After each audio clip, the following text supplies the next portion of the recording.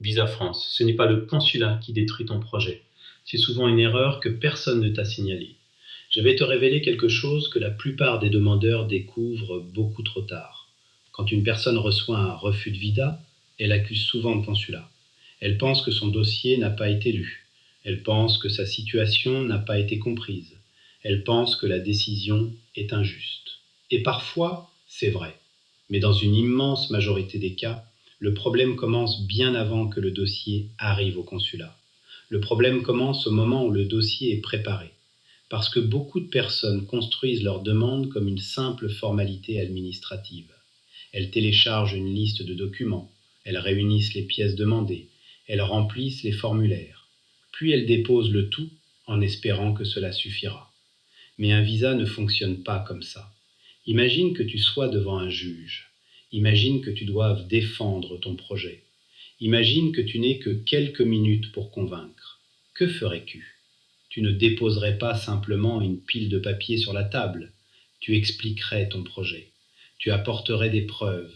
Tu démontrerais pourquoi ta demande est légitime. C'est exactement ce que ton dossier doit faire à ta place. Et pourtant, chaque semaine, nous découvrons les mêmes erreurs. Des ressources financières qui ne sont pas suffisamment expliquées, des projets d'études qui manquent de logique, des liens familiaux mal démontrés, des documents importants noyés dans des dizaines de pages inutiles, des incohérences que le demandeur lui-même ne voit plus. Puis arrive le refus. Et là, tout le monde cherche l'erreur. Mais le mal est déjà fait. Parce qu'un refus ne coûte pas seulement de l'argent, il coûte du temps, beaucoup de temps, parfois 6 mois, parfois une année, parfois davantage. Une rentrée universitaire disparaît, une opportunité professionnelle s'envole, une famille continue d'attendre. Et pendant ce temps, le projet reste bloqué. C'est précisément pour éviter cette situation que nous avons créé la méthode Diavisa. Notre accompagnement XXL repose sur une idée simple: identifier les erreurs avant le dépôt, pas après. Nous analysons ton projet dans son ensemble. Nous vérifions chaque élément important. Nous travaillons avec notre avocat partenaire. Nous recherchons les incohérences. Nous renforçons les points faibles.